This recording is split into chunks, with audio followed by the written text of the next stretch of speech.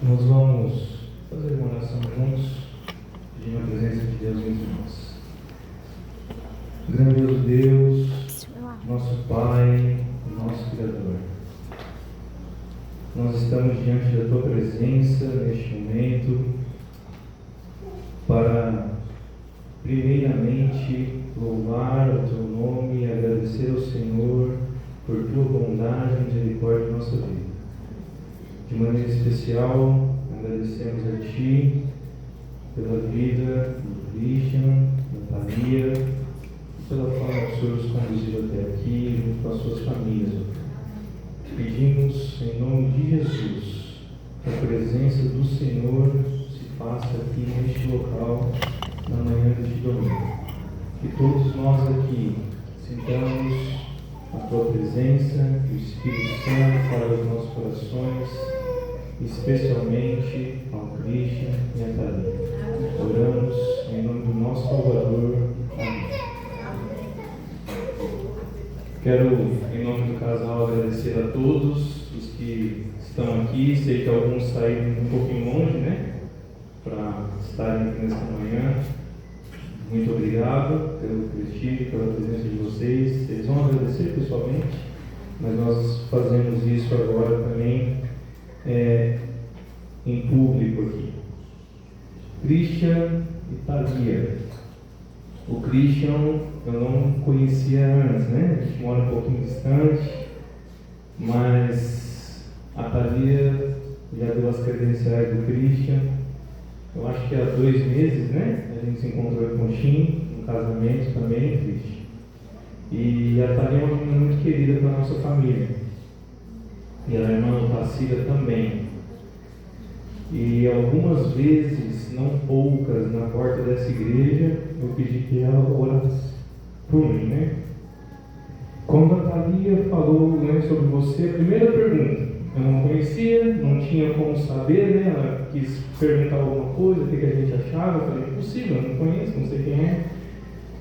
E a minha pergunta, irmã Tacília, foi assim: o que a sua mãe disse? Ela falou, minha mãe aprovou. Ela orou e ela aprovou. Eu falei, então vai, meu filho, porque eu confio na oração da sua mãe. E ela sabe o que eu já conversei com ela a respeito. Então eu creio que pelo pouco que eu conheço da Thalia, de todas as vezes que a gente conversou em família, ela esteve com a gente em Coxim, pelo pouco que eu conheço a irmã Tacília, Deus viu vocês até aqui. E pelo que eu vi da sua família aqui, em poucos minutos, creio que não foram poucas adorações também.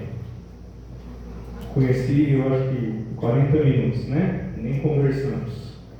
Mas pelo que eu já notei, entendo que vocês também dirigiram o filho de vocês em oração. E isso nos dá a segurança de que Deus conduziu vocês até aqui. Louvado seja o nome do Senhor. Eu gostaria de convidar os que trouxeram, quem não trouxe, fique tranquilo também, né? Nem sempre a gente lembra de trazer uma Bíblia para o casamento.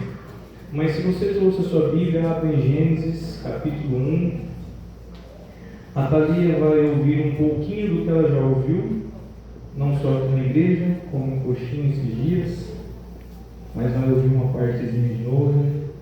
E eu espero que a palavra de Deus não seja só lida aqui, entendida, mas que ela traga bênção ao casamento de vocês e aos demais casamentos, né, demais famílias que estão aqui hoje. Quando nós iniciamos o livro de Gênesis, logo no capítulo 1, tem o relato da criação. E no 6º dia da criação, quando chega no verso 26 do capítulo 1 de Gênesis, está relatado o seguinte: e Deus disse, façamos o ser humano à nossa imagem, conforme a nossa semelhança. Tenha ele domínio sobre os peixes do mar, sobre as aves do céu, sobre os animais domésticos, sobre toda a terra e sobre todos os animais que rastejam pela terra. Assim, Deus criou o ser humano à sua imagem. A imagem de Deus o criou. Homem e mulher os criou. E Deus os abençoou e lhes disse, sejam fecundos, multipliquem-se, encham a terra e sujeitem-na. Tenham domínio sobre os peixes do mar, sobre as aves dos céus e sobre todo animal que rasteja pela terra. Aqui nós vemos a criação do ser humano. E mesmo aqui nessa versão, né, novamente atualizada, ela faz uma distinção. Quando Deus fala vamos criar o ser humano, e aí criou homem e mulher. E no original está exatamente nessa distinção. É o ser humano criado homem e mulher. Foi assim que Deus criou o ser humano à sua imagem, conforme a sua semelhança. Nenhum de nós aqui jamais viu a Deus.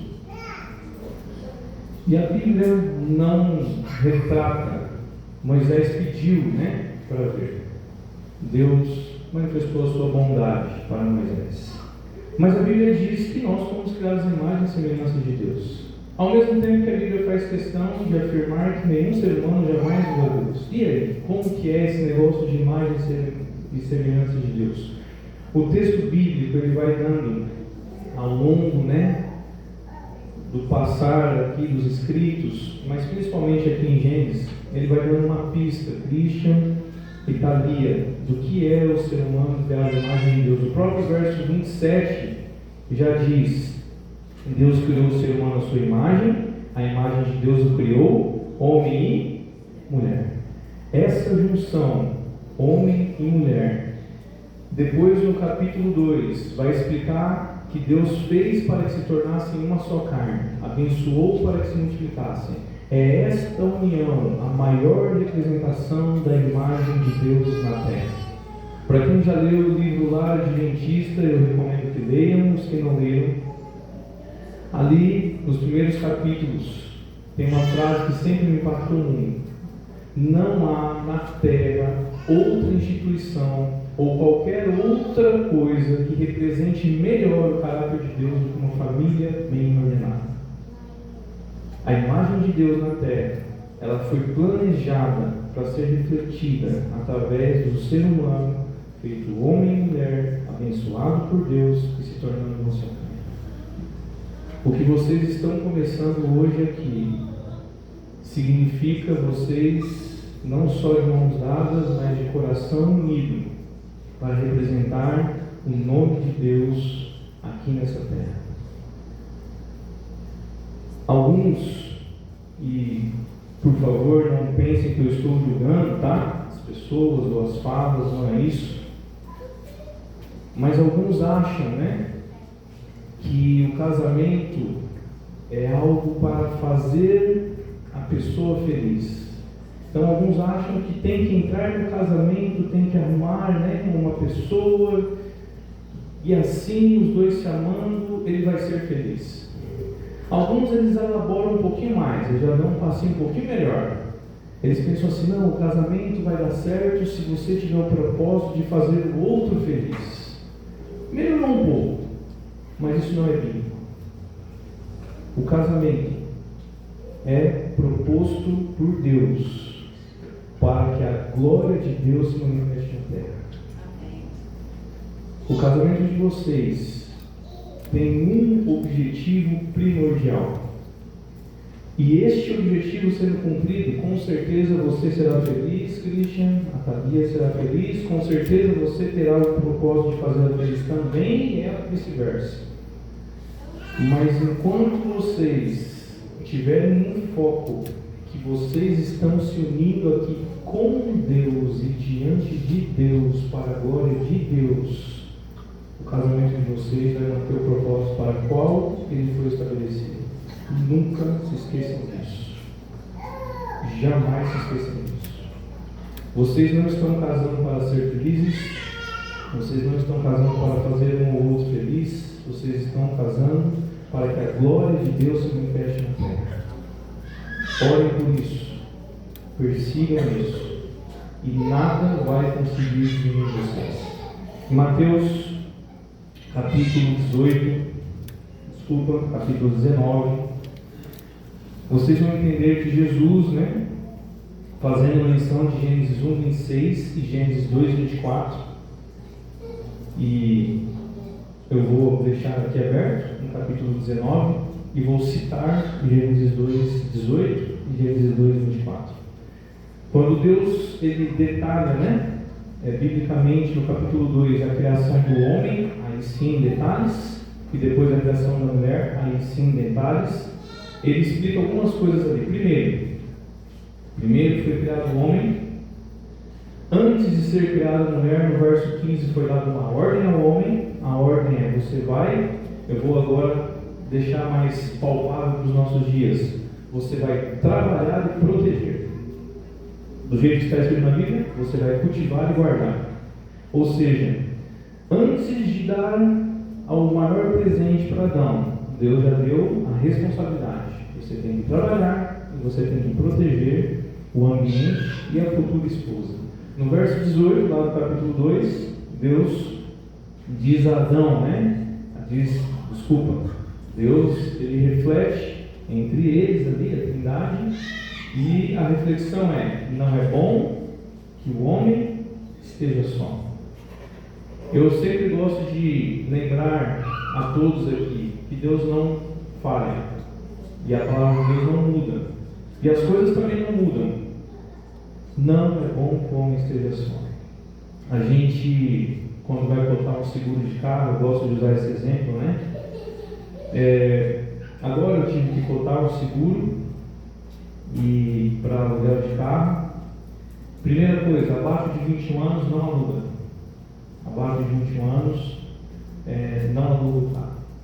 Segundo, entre 21 e 25 anos o aluguel é muito caro. E há ainda restrições para o aluguel. E acima de 25 anos eles vão perguntar se você é casado, etc. A gente vai cotar, né, o aluguel, o seguro, principalmente seguro de um carro, e quando você fala, homem, solteiro, 28 anos, é um valor. Homem, casado, 28 anos, é um valor quase que pela metade, às vezes menos da metade. E as seguradoras não têm preconceito contra solteiros e casados, eles têm apenas dados. E os dados mostram que é arriscado. Não é bom fazer seguro para um homem que esteja só. Isso é bíblico. O homem precisa de uma companhia. E graças a Deus, Cristo, Deus, acredito eu, que te deu esta companhia. Quando chega no verso 24 de Gênesis 2, e Jesus vai citar isso agora, por isso que eu estou citando antes. Depois de apresentar, né, Eva a Adão, depois de Adão fazer um poema para Eva, aí Deus determina como que vai proceder a humanidade. Assim, ou por causa disso, deixe o homem pai e mãe, se una a sua esposa e se tornem uma só carne. E agora eu vou estender para os demais aqui, serve para vocês, serve para os outros. Amigos, irmãos, amigos que estão aqui.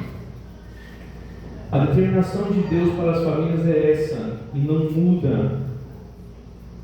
Primeiro, deixe o homem pai e mãe. Segundo, se una, como vocês estão fazendo aqui, formalmente, civilmente, como vocês já fizeram, a sua mulher, e só então se torne uma só carne. Infelizmente, a maioria das pessoas hoje no mundo acha que isso está ultrapassado. Estão invertendo as coisas. Estão colocando as coisas nas ordens totalmente invertidas. Infelizmente não está funcionando. Nós temos visto, não está funcionando. As famílias não estão funcionando de maneira diferente da que Deus determinou. Por isso, quando Jesus é questionado sobre o casamento e sobre o divórcio, em Mateus 19, ele usa praticamente 4.000 anos depois, né, da criação, ele usa as bases de Gênesis 1 e Gênesis 2 para dar a instrução que ele quer dar sobre o casamento. Diz assim no verso 3 do capítulo 19 de Mateus: alguns fariseus se aproximaram de Jesus e, testando-o, perguntaram: é lícito ao homem repudiar a sua mulher por qualquer motivo? E Jesus respondeu: vocês não leram que o Criador, desde o princípio, os fez homem e mulher? E que disse: por isso o homem deixará o seu pai e sua mãe e se unirá à sua mulher, tornando-se os dois uma só carne? Igreja, aqui, entenderam? Jesus foi perguntado se é possível, né, o divórcio. E aí ele devolve com outra pergunta. Qual que é a pergunta? Vocês não leram? Aqui ele estava falando com fariseus. O texto é bem claro. Os fariseus conheciam a Bíblia? Conheciam Gênesis 1 e 2? Com certeza. E a pergunta de Jesus foi ao ponto: vocês não leram? Vocês não conhecem? E veja, eu vou até me afastar um pouquinho para que a igreja olhe também, tá? Olha o que Jesus fez. Jesus, falando com uma multidão, ele falou assim: vocês não leram que Deus os fez? Ou seja, vocês que estão aqui, os seres humanos, homem e mulher, é o relato da criação. O ser humano foi criado, homem e mulher, para se tornarem uma só carne. Agora, reafirmando o que vem no capítulo 2, ele fala que por isso, disse, deixará o homem, seu pai, a sua mãe, se unirá à sua mulher, citando sempre Gênesis. E agora, reafirmado, o que ele está tentando dizer, ele continua no verso 6, de modo que já não são mais dois, porém, uma só carne. Portanto, que ninguém separe o que Deus ajuntou. E é nisso que eu creio. A minha fala aqui, Christian, Thalia, dos pais de vocês, da minha confiança que foi Deus que guiou vocês até aqui, é para que desde já fique claro para vocês, foi Deus que juntou vocês. E vocês estão vindo aqui por livre e espontânea vontade, diante de Deus, não diante de um pastor ou de uma congregação. Selar o enlace de vocês com Deus. E o que Jesus diz é: o que Deus ajuntou, ninguém separa. Christian e Thalia, ouçam bem aqui. Talvez aqui pelo momento vocês não vão lembrar de muita coisa do que eu estou dizendo, mas uma coisa eu gostaria que vocês lembrassem: não existe plano B, não existe plano C. Não pensem nem por um minuto que há alguma outra alternativa além de irem juntos para Nova Jerusalém. Amém. Não existe outra alternativa. Vocês vão viver muito ainda, e vocês vão perceber que as coisas difíceis da vida, elas são alcançadas por pessoas que não têm alternativa. Eu, por ter trabalhado em outros ramos, eu acabei inteirando da história de pessoas, donos de empresas, assim por diante. E sabe o que tem em comum entre a maioria desses? Alguns falam: como que o senhor conseguiu montar esse império, fazer esse negócio? A resposta da maioria, os que não herdaram, os que tiveram que construir: eu não tinha outra alternativa. Ou eu fazia esse negócio dar certo, ou eu fazia esse negócio dar certo. Só tinha essa alternativa para mim. Quando você conversa com alguém que passa em vestibulares difíceis aí, no ITA da vida, no FUVEST, muito concorridos, você vai perceber que eles não têm alternativa. Às vezes você fala: mas menino, menina, você já está 2, 3 anos tentando isso aí, não compensa, você já até passou em outro curso. Esses, os que passam, o que eles respondem? Eu vou estudar até eu passar, eu só aceito se for isso aqui. Se você conversar com juízes e assim por diante, é a mesma coisa. 3 anos, 4 anos, 5 anos, não tem outra alternativa. Os que conseguem fazer coisas difíceis na vida, vocês vão perceber que conseguem, porque não tem plano B. O dia que vocês começarem a cogitar um plano B, começou a ruína do casamento de vocês. A minha esposa está sentada ali atrás. E os dias difíceis chegam. E eles vão chegar para vocês também. E às vezes a gente fica meio assim, Só que desde lá do começo, com isso em mente, a gente tem uma tática para resolver isso aí. Um dos dois, o que estiver melhor preparado no momento, olha para o outro e fala: é melhor a gente se acertar, porque vai ser até a morte. Então vamos fazer o negócio ficar bom aqui, porque não vai ter outro jeito. Quanto melhor ficar, melhor para nós dois. Esse entendimento salva casamentos.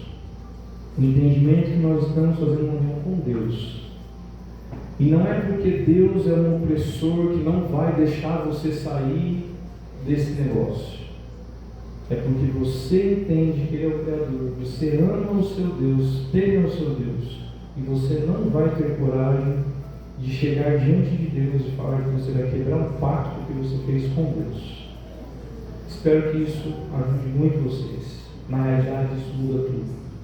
O temor do Senhor é o único elemento necessário para um casamento ser bem sucedido. E os outros? Esqueçam os outros, não precisam dos outros. O temor do Senhor é tudo que vocês precisam. Salomão, Terminando o livro de Eclesiastes, refletindo sobre a vida, dando muitos conselhos. Nas últimas linhas, Eclesiastes 12, verso 13, ele resume assim: o resumo ou a suma de tudo é, qual que é a suma da vida? Tema ao Senhor e obedeça os seus mandamentos. É isso. Foi para isso que nós fomos criados. Christian, se você temer ao Senhor, você vai se portar como o nosso Senhor Jesus Cristo se portava. Às vezes, infelizmente, nós vemos casais que na frente do pastor, na frente da igreja, na frente dos pais, na frente do sogro, a voz fica mais branda, as palavras ficam mais amenas, não é assim? Mais longe, talvez de uma pessoa que a gente tem um pouco mais de respeito, as coisas mudam. Infelizmente a gente vê isso. Uma pessoa que tem o temor do Senhor, ela sabe que não há lugar na terra onde Deus não está vendo. Não há o que você faça que fique longe dos olhos de Deus. O Salmo 33 diz que o Senhor está sentado no alto da sua morada. De lá vê todos os homens da terra, conhece as suas obras e lê os seus corações. O temor do Senhor é a única coisa necessária para que as coisas funcionem.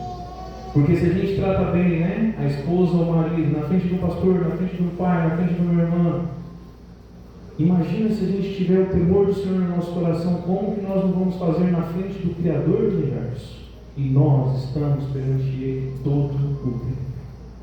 O temor do Senhor vai levar o casamento de vocês até onde eles vão. Não se esqueçam disso. Para os demais, é a dica, talvez a única que eu tenho a dar para vocês. O temor do Senhor é o princípio de tudo. E é o princípio de uma vida a dois que vai durar para sempre. Eu gostaria de encerrar só citando 1 Pedro 3. Não vou ler todos os textos que falam sobre casamento, mas em 1 Pedro 3 eu espero que vocês estudem depois sozinhos. Ali tem um conselho para os casais. Ali está ali, que explica que muito mais do que adornos, enfeites, penteados e vestidos caros, uma mulher de Deus, ela cuida do coração e ela tenta, com o sábio procedimento justo diante de Deus, salvar a sua casa.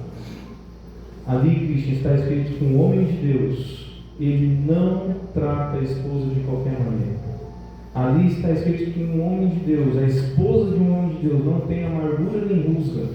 Ela não anda triste pelos cantos por ser tratada de qualquer maneira, por ser oprimida, por ser cobrada excessivamente. E Cristo, todas as vezes que a Bíblia fala sobre o casamento, pesa muito para nós. É muito mais pesado para nós do que para as mulheres. Eu nem citei Efésios 5, né? Que é bem mais pesado para a gente. Mas 1 Pedro 3 também é. Porque ele diz que se as nossas esposas estiverem tristes e amarguradas, as nossas orações nem serão ouvidas. E quando eu leio isso, Cristo, minhas pernas tremem, porque às vezes eu entristeço minha esposa. Cuide. Nem você nem eu somos perfeitos, nem nenhum de nós aqui. Mas cuide, ore, clame a Deus, busque para que isso não aconteça contigo. E se acontecer, lembre-se de 1 João, temos um intercessor, ele é fiel e justo. Se confessar, ele vai perdoar e vai restaurar. Amém? Eu vou fornecer aqui para vocês, vocês podem virar um para o outro, a igreja vai ver agora. Eles vão recitar os votos que eles fizeram e depois eu vou ajudá-los a finalizar os votos oficialmente, ok?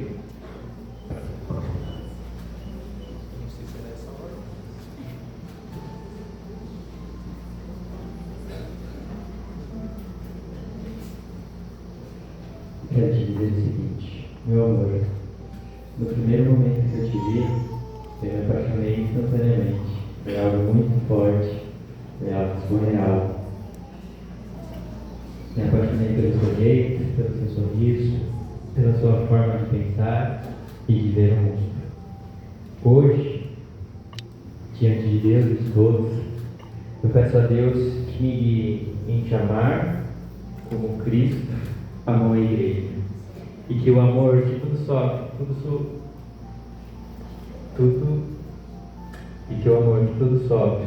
que tudo espera, que tudo suporta, cresça cada dia em nossos corações. Te amo e que Jesus nos guie cada dia mais. Te amo.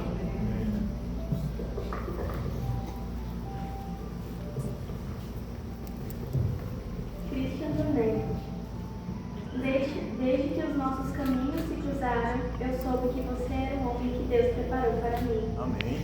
Você é a calmaria no meio das minhas tempestades e por isso eu sou eternamente grata.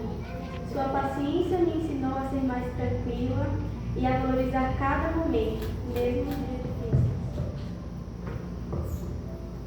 Hoje, diante de todos, eu prometo amar você, respeitá-lo, apoiá-lo e compartilhar com você todos os momentos, sejam eles de alegria ou de tristeza. Prometo ser seu porto seguro, sua companheira fiel e fazer da nossa vida uma eterna jornada de amor, fé e descoberta. E assim como disse Ruth, eu também prometo, e para onde fores, irei. Onde repousares, repousarei. O teu Deus será o meu Deus e o teu caminho o meu será. Amém. Eu vou complementar com os dois agora os votos oficiais aqui.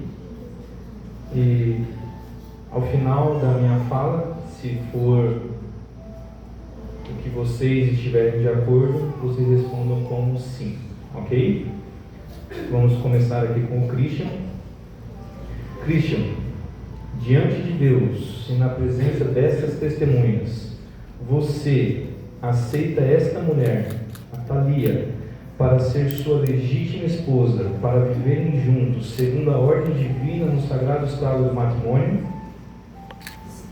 Sim. Amém. Amém. Promete amá-la, confortá-la, honrá-la, cuidar dela na doença e na saúde, na prosperidade e na adversidade, e recusando todas as outras, conservar-se apenas para ela enquanto ambos viverem? Sim. Amém. Amém.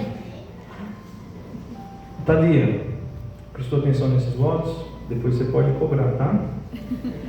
Então vamos lá. Thalia, diante de Deus e na presença dessas testemunhas, você aceita o Christian para ser seu legítimo esposo, para viverem juntos, segundo a ordem divina no sagrado estado do matrimônio? Amém. Promete amá-lo, confortá-lo, honrá-lo e cuidar dele na doença e na saúde, na prosperidade e na adversidade, e recusando todos os outros, conservar-se apenas para ele enquanto ambos viverem? Sim. Amém. Amém. Visto que Christian Silva Zanetti e a Thalia Rocha, agora Thalia Rocha de Figueiredo Zanetti, consentiram em se unir pelos sagrados laços do matrimônio e dão testemunho disso diante de Deus e de todos os que aqui se acham presentes, comprometendo-se a ser fiéis um ao outro, e o confirmam unindo-se as mãos como ministro do Evangelho e pela autoridade da lei os declaram marido e mulher. O que Deus uniu, não separe o homem. Amém. Eles vão agora fazer as trocas da aliança. Nós vamos, após as trocas, né?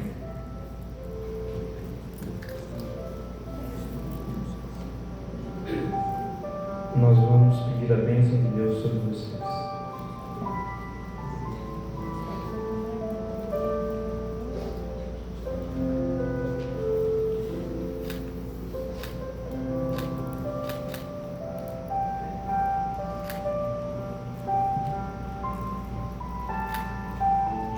Nós vamos aqui nos ajoelhar.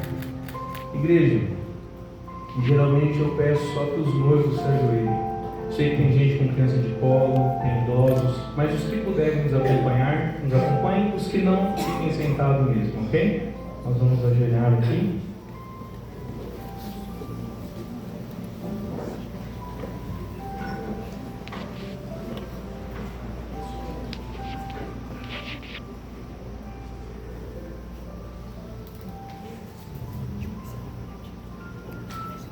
Grandioso Deus, nosso Pai, nosso Criador,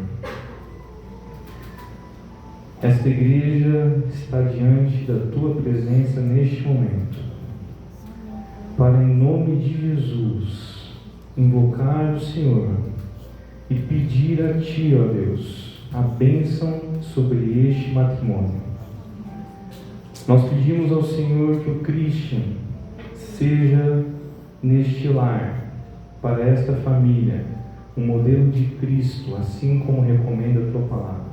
Amém. Que ele ame a Thalia, assim como Cristo amou a igreja. Amém. Esteja disposto a morrer e se sacrificar por ela. Amém.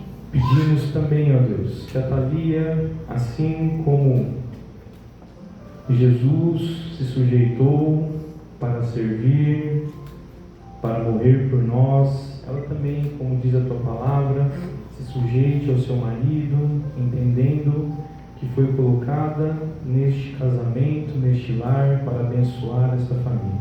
Amém. Dê a ela, Deus, sabedoria, como o Senhor recomenda em Provérbios. Que ela seja uma mulher virtuosa, sábia, que edifique o seu lar. Amém. Pedimos que as famílias de ambos sejam abençoadas por este matrimônio, que também eles abençoem este casal. Nós, como igreja, confiamos na Tua palavra e sabemos que o Senhor estará sempre com este casal, e peço que eles nunca se esqueçam disso, que o Espírito Santo, ó Pai, os lembre cada momento que o Senhor é o líder desta família, que foi diante do Senhor neste dia que eles selaram o matrimônio, e que eles caminhem juntos nessa terra para a glória do Teu nome. Amém. E para viverem eternamente contigo nas mansões celestiais. Esta é a bênção que nós pedimos, em nome do nosso Senhor e Salvador Jesus Cristo. Amém. Amém.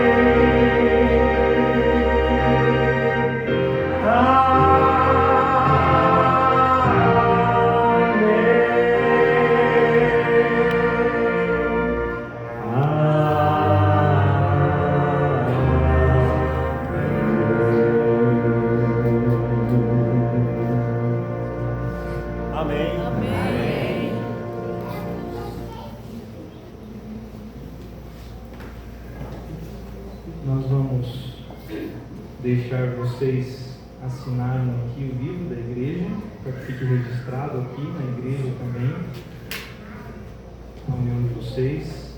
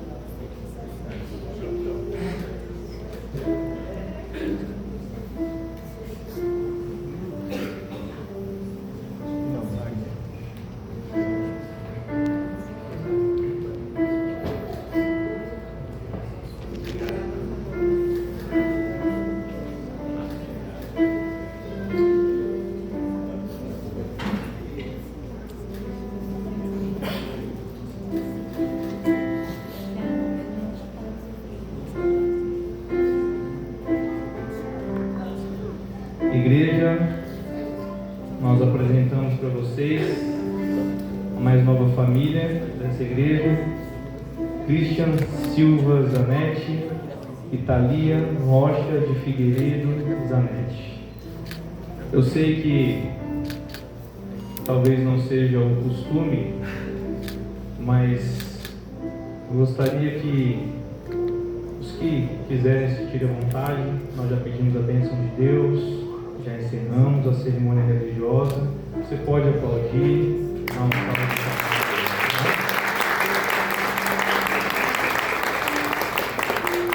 Meninos, Deus abençoe vocês. Eu vou deixar agora, né, que eles dêem um beijo moderado aqui.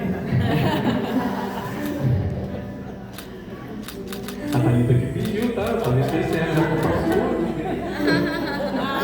A Thalita, desculpa, falei Thalita. Amigos, a gente vai proceder da seguinte maneira. Só um recado para vocês, né? Para a gente deixar bem organizadinho. Os noivos, eles vão sair, depois vão sair os padrinhos, depois eu, e eles vão despedir de vocês ali bem breve na porta, porque talvez alguns estejam com fome, né? E o pedido é o seguinte: aqueles que não vão almoçar com eles, esperem um pouquinho aqui, porque eles querem tirar foto com todos vocês. Eu vou fazer um pedido de coração. Eles estão, eu acho,